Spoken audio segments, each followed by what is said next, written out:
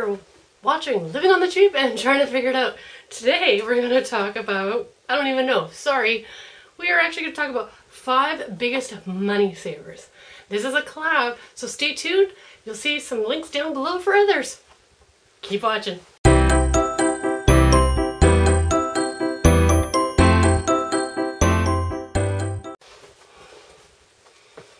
Thanks for watching today on what are my 5 biggest money savers.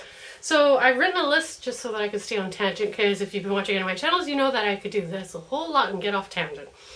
So number 1, stop spending. That is the first money saver. If you spend more than you make, you're obviously spending way too much.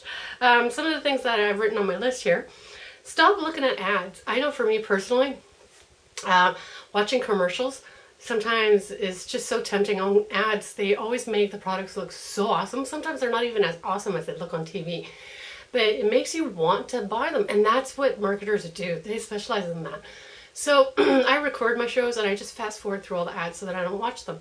Also, delete any email subscriptions you might have for J.Crew or any of the shopping channels that you might have a subscription to. Get rid of them because they're all so tempting. Oh, there's a sale. Yeah, there might be a sale on that shirt that was 20 bucks that's now 10 bucks, but wouldn't you have 20 bucks in your pocket or even 10 bucks in your pocket if you didn't even buy it because you didn't really need it? You had another shirt to wear. So just something to think about is to get rid of the ads. Stop getting ad emails, which I had mentioned. Don't go window shopping. That is a big one for my husband. He loves to go window shopping. He calls it his form of exercise, is walking through the malls and window shopping. So we've actually had to leave our wallets behind at home to do this so that we're not spending money. Because sometimes you'll see something and you're like, I really need that. I really want that. The other thing is, if you do window shopping, which I really don't recommend anyways, is to give yourself a 24-hour wait period. Yep, that's what I said, 24 hours. If you could wait a week, that would be even better. But go home and think about it. Do you really need that sweater or shirt or top, shoes, whatever you found, purse? And if you're still thinking about it after 24 hours, then maybe you do need it. But give yourself that wait period. Don't buy it right away. My last tip for the stop shopping is take away any sort of temptation. So the flyers that come to the house, get rid of those. Don't even look at them as soon as they come in the house. Just toss them straight into the recycling. Do not go shopping. Do not go window shopping. Remove all ads from emails. Get rid of any kind of temptation, and you're going to find it so much easier to stop spending. My number 2 tip: find out what is your expense weakness. I can't speak this morning. Expense weakness is different for everybody. For me, it's eating out. I could eat out 3 times a day, every day, and feel great about it. I don't mind cooking. It's not that. And most of the time I can even replicate what I eat in restaurants, but I really, really like eating out. I think it's the cleanup. I'm not really sure, but it's something psychological. I would totally rather eat out than eat at home. And so for me, what we've done, instead of getting rid of it completely, because that would just probably kill me, is that we only do it once a month. We now do it like back in the old days where eating out was a special occasion, and we do it as a family, the 4 of us. And we take turns on picking the restaurant.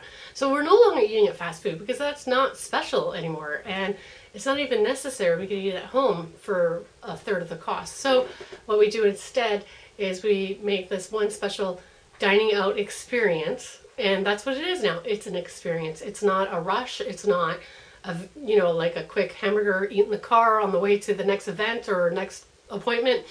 It's taking our time and enjoying it. So for me, it is eating out. And I know a couple of videos back I did talk about how we had screwed up the end of March by eating out almost every day of that week. So if you do fall off the wagon, just hop right back on and get back to your budget and get back to doing things to get rid of your debt. Number 3, credit cards. Credit cards make it so easy to spend. It's so easy, especially our generation, where, buy now, pay later. That was a big Visa, I think it was Visa, moniker, where, you buy those shoes now, buy that sweater now, buy that dress, those purses, and pay later. Well, if you don't pay it off immediately, you're paying interest, and you're paying more than the ticket price. And if you don't pay it off soon after, you're going to be paying that every single time, and it gets accrued. So if you have a 19.9% credit card, you get charged that for the first month. For the second month, you get it charged on the full amount. So it's the price of your shirt plus the 1 month interest. That whole amount now is going to get another 20% interest on. It's not just from the original ticket price of the purchase. So it's accrued interest, and it really messes people up. And that's how we all get into credit card debt. So just cut up the credit cards, put them away. I saw one show years ago where they said put it in your freezer, because if you have the time to take it out of your freezer, defrost it, you have time to think and rethink about the purchase that you really want to make. My number 4 tip, not having an emergency fund. Well, actually have an emergency fund, because if you're not having an emergency fund, you will have something break, whether it's your water heater, a window breaks, something stupid, a car that needs brakes. If you don't have an emergency fund, where's that money going to come from? You're probably going to put it on your credit card, and then you're right back in debt again, or in further debt, which is what we're trying to prevent here. We're trying to stay out of debt, and we're trying to not make more debt, so that we can snowball and pay off our debts quickly and easily.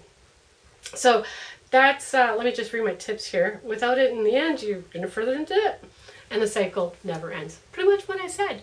Pretty good at not reading my own notes, right? Last but not least, number 5, change your habits. What I love about the Dave Ramsey method, it's not about the numbers. We all know 2 + 2 = 4, or in this case, $50 income and $500 spending is not going to work. So what we need to learn is to make new habits, spending less, saving more, only buying necessities, etc. It takes about 30 days to make a habit. And if you are like me at all, and no, this is not the best method at all, but if you're like me, you've had this habit of either shopping, eating out, etc. for years and years. So it's going to take more than 30 days to make a new habit. So I have been looking online, and it says it's about 60 days to quit a habit and replace it with a new habit. So for instance, instead of reading the flyers, I read a book. Instead of watching ads or watching TV, I record the shows, fast forward through the ads. Things like this. Very small steps, baby steps I like to call them, but they help to stop the bad habits and start making new habits. So that one, it's kind of important, but the wording is not as strong as I would like for it. So it's definitely changing your habits. We all know if we have a ton of debt that we need to pay it off. But if you pay it off in the Dave Ramsey way, which is paying the least first and then snowball into the second least amount, you get that satisfaction or that feeling of, yes, accomplishment. I paid one off, got one more to go or 2 more or whatever it is. You feel more accomplished. Instead of paying the one with the biggest debt first, that will take longer to pay off, and then pay off the others after that in reverse order. Because it does take longer, you feel defeated and you fall back into your old habits.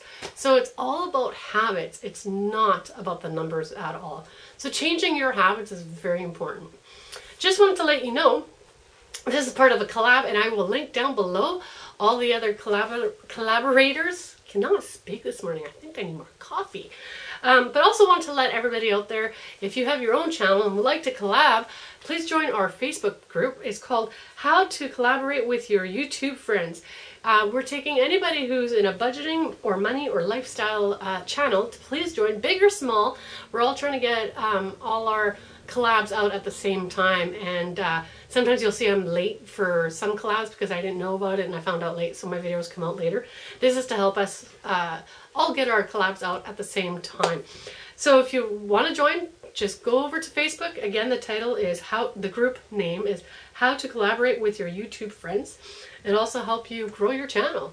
So thanks for talking. We'll talk to you soon. Thank you for joining Living on the Cheap and trying to figure it out. Don't forget to subscribe here and watch this next video. Talk to you real soon. Bye.